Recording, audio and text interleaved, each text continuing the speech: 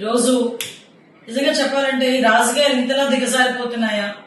రాజకీయ నాయకుడు పదవుల గురించి లేకపోతే వాళ్ళ నాయకుడు తాలూకా ప్రోత్సాహం గురించో లేకపోతే వాళ్ళ నాయకుడు తాలూకా మన్నల్ని పొందడానికి లక్షల్లో సంపాదించడం ఈ రోజుల్లో సాధ్యమా? అవును, ఇట్స్ పాసిబుల్. ఇన్వెస్ట్మెంట్ అక్కర్లేదు, రిస్క్ లేదు. ఇది డబ్ల్యూ కామర్స్. వైఎస్ఆర్సీపీ నాయకులు ఇంతలా దిగజారుతున్నారా? నిజంగా చాలా బాధ అనిపించే సన్నివేశం. ఎందుకంటే ఒక మంత్రి చేసిన వ్యక్తి, రాజకీయంగా చాలా పదవులు చేసిన వ్యక్తి, చాలా సీనియర్ మోస్ట్ నాయకుడు వైఎస్ఆర్సీపీ నాయకుడు అంబటి రాంబాబు. నేను ఇంతకు ముందు అంబటి రాంబాబు గారు అనేదాన్ని, కానీ గారు అన్న పదానికి అర్హత లేని వ్యక్తి అంబటి రాంబాబు. అంబటి రాంబాబు ఈ రోజు ఒక చంద్రబాబు నాయుడు గారి గురించి మాట్లాడిన భాష, నేను ఒకటే సూటిగా అడుగుతున్నా, నీ భార్యకి గాని మీ తల్లి గారికి గాని ఒక్కసారి నువ్వు మాట్లాడిన భాష ఏదైతే ఉందో ఒక్కసారి చూపించి నేను మాట్లాడింది కరెక్టేనా అని మీ తల్లిని అడగండి, లేకపోతే మీ భార్యని అడగండి, లేకపోతే నీకు కూతురుంటే మీ కూతురుని అడగండి, అది కరెక్టే అని వాళ్ళు ఎవరైనా నోట్లో చెప్తారేమో ఒక్కసారి ఆలోచించండి. అంటే మీరు మాట్లాడే భాష నీ కుటుంబ సభ్యులు కూడా యాక్సెప్ట్ చేయలేని విధంగా ఉండేటప్పుడు, దట్టు నీ వయసు కన్నా పెద్ద వ్యక్తి, ఒక ముఖ్యమంత్రి స్థాయి వ్యక్తి, అటువంటి వ్యక్తి గురించి చాలా నీచంగా విద్వేషపూరితమైన మాటలు మాట్లాడుతూ ఒక్కొక్క విధ్వంసాలు సృష్టించడానికి ప్రోత్సహిస్తూ లా అండ్ ఆర్డర్ని ఎలాగైనా భగ్నం చేయాలనే ఉద్దేశంతో నువ్వు పడిన పన్నాగం చూస్తా ఉంటే నిజంగా మిమ్మల్ని ఏ జాతిలోకి పరిగణలోకి తీసుకోవాలో కూడా మాకు అర్థం కాదు. ఒకే చెప్పాలంటే నీలాంటి గురించి మాట్లాడాలంటే కూడా సిగ్గనిపిస్తాను. ఎందుకంటే ఈ రోజు పోలీసులు నిన్ను అడ్డుకుంటే అసలు విషయం ఏం జరిగిందో కూడా ప్రజలందరికీ కూడా తెలియాలి. ఒక ఫ్లెక్సీని తొలగించే విషయంలో మీరు వస్తాను అంటే డిపార్ట్మెంట్ నుంచి చాలా క్లియర్ గా ఇన్స్ట్రక్షన్ వచ్చింది. మీరు అదే పని మీద అక్కడ వస్తే ఇబ్బంది పడతారు, మీరు అక్కడికి రాకూడదు అంటే మీరే స్వయంగా అంబటి రాంబాబే స్వయంగా పోలీసులకి నేను గుడికి వస్తాను, గుడి దగ్గర నుంచి బయట ప్రెస్ మీట్ మాట్లాడుకుని వెళ్ళిపోతాను, దానికి మాత్రమే డిపార్ట్మెంట్ పర్మిషన్ ఇచ్చింది. డిపార్ట్మెంట్ పర్మిషన్ ఇస్తే వచ్చి దర్శనం చేసుకుని బయటకు వచ్చి ప్రెస్ మీట్ మాట్లాడి అక్కడి నుంచి 500 మీటర్ల దూరంలో ఉన్న ఫ్లెక్సీ దగ్గరికి వెళ్లేదానికి ప్రయత్నం చేస్తే అక్కడ ఆల్రెడీ కొంతమంది తెలుగుదేశం పార్టీ కార్యకర్తలు కొంతమంది ఫాలోవర్స్ ఉంటే మళ్ళా లా అండ్ ఆర్డర్ ఇష్యూ వస్తుందని ఎంత నచ్చ చెప్పడానికి ప్రయత్నం చేసినా పోలీసుల్ని కూడా చాలా అతి దారుణంగా పోలీసులను కూడా దూషించి గౌరవ ముఖ్యమంత్రి నారా చంద్రబాబు నాయుడు గారి గురించి నీచమైన మాటలు మాట్లాడి ఈ రోజు అతని స్థాయిని దిగజార్చుకుంటున్నాడా, అతని పార్టీ స్థాయిని దిగజార్చుతున్నాడా, లేకపోతే అతని వ్యక్తిత్వమే అంతా, అతని నాయకుల తాలూకా వ్యక్తిత్వమే అంతా నాకు అర్థం కాదు.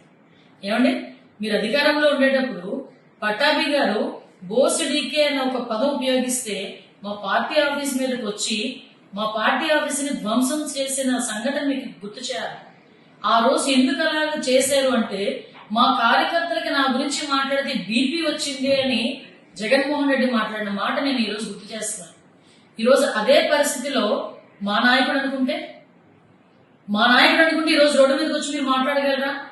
కానీ నిబద్ధత కలిగిన నాయకుడు, లా అండ్ ఆర్డర్ ని సక్రమంగా పెట్టాలి అనుకున్న నాయకుడు, ఎట్టి పరిస్థితుల్ని కక్షపూరితంగా వెళ్ళకూడదన్న నాయకుడు ఉన్నారు కాబట్టి ఇంకా మీరు బయటకు వచ్చి మాట్లాడే పరిస్థితి కనిపిస్తాను.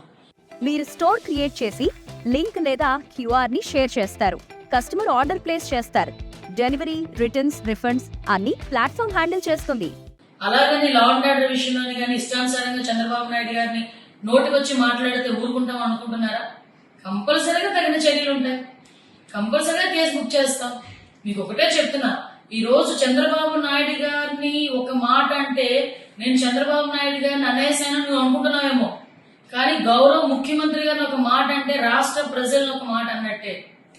మళ్ళీ గుర్తు చేస్తున్న అంబటి రాంబాబు, జగన్మోహన్ రెడ్డి, చంద్రబాబు నాయుడు గారు లాంటి ఒక మంచి వ్యక్తిని, ముఖ్యమంత్రి స్థాయి వ్యక్తిని నువ్వు అధికారంలో ఉన్నప్పుడు, మేము ప్రతిపక్షంలో ఉన్నప్పుడు 53 రోజులకి జైల్లో పెట్టినందుకే 151 సీట్లు కాస్త 11 సీట్లకి దిగజారాయి.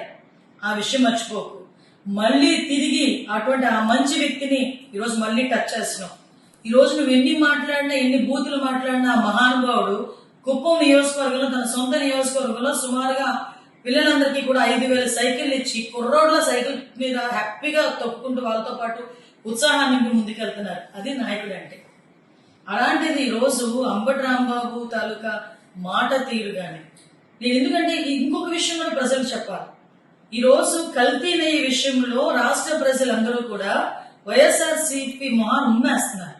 దయచేసి క్షమించాలి నేను పదం ఉపయోగిస్తున్నానంటే. ఎందుకు ఇంత పెద్ద పదం ఉపయోగించానంటే, కల్తీ నెయ్యి వెంకటేశ్వర స్వామి ప్రసాదంలో కల్తీ నెయ్యి కూడా కాదు, అది నెయ్యి లేకుండానే కల్తీ చేసి అందులోని రసాయన పదార్థాలను కూడా యాడ్ చేసి అటువంటి వాటితో లడ్డు ప్రసాదం తయారు చేసి కొన్ని వందల కోట్లు 250 కోట్ల పైన స్కామ్ చేశారంటే, అలాంటి విషయం మీద ప్రజలందరూ కూడా ఈరోజు చర్చించుకుంటున్నారు, వైఎస్ఆర్సీపీని అసహించుకుంటున్నారని. ఈరోజు డైవర్షన్ పాలిటిక్స్ చేయడానికి ఈరోజు అంబటి రాంబాబు బయటకు వచ్చి ఏమీ లేకుండానే పెద్ద సీన్ క్రియేట్ చేసి కావాలని గౌరవ ముఖ్యమంత్రి గారిని అన్ని అసభ్య పదజాలంతో మాట్లాడాడు. అఫ్ కోర్స్ నువ్వు అనుకుంటూ నేను డైవర్ట్ చేస్తున్నానని అనుకోవచ్చు, కానీ ప్రజలకు ఎప్పుడో రిజిస్టర్ అయిపోయింది విషయం. ఈ రోజు నీ సంగతి రిజిస్టర్ అవ్వాలి. నువ్వు ఎలాంటోడివి, నీ నాయకుడు ఎలాంటోడు అనే సంగతి కూడా ఎప్పుడో రిజిస్టర్ అయిపోయింది. ఎందుకంటే మీ భాగోతాలన్నీ మీరు అధికారంలో ఉన్నప్పుడే చూశారు ప్రజలందరూ కూడా. మళ్ళీ చెప్తున్నా అంబటి రాంబాబు, నోటికి వచ్చినట్టు మాట్లాడతాను. చంద్రబాబు నాయుడు గారి గురించి, లోకేష్ బాబు గారి గురించి, పవన్ కళ్యాణ్ గారి గురించి ఎలా మాట్లాడినా నాకు చెల్లిద్ది అనుకున్న రోజులు పోయే. నువ్వు ప్రజలకి సమాధానం చెప్పాలి, మా పార్టీ కార్యకర్తలకి క్షమాపణ చెప్పాలి. లా అండ్ ఆర్డర్ ఇష్యూస్ ఎవరైనా బ్రేక్ చేసినా కూడా ఎవరిని కూడా ఉపేక్షించే పరిస్థితి అయితే లేదు.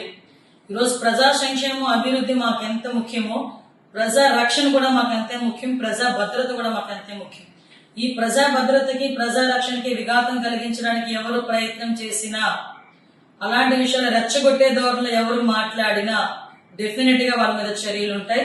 ఈ విషయంలోని కొంచెం జాగ్రత్త వహించాల్సిందిగా మాత్రం హెచ్చరిస్తున్నాం. హోమ్ మేకర్ అయినా, కంటెంట్ క్రియేటర్ అయినా, కిరాణా షాప్ ఓనర్ అయినా అందరికీ సమాన అవకాశం. భారతదేశం మొత్తం మీద దాదాపు 25,000 మందికి పైగా WCommerce తో స్టోర్స్ నడుపుతున్నారు. Visit www.wcommerce.store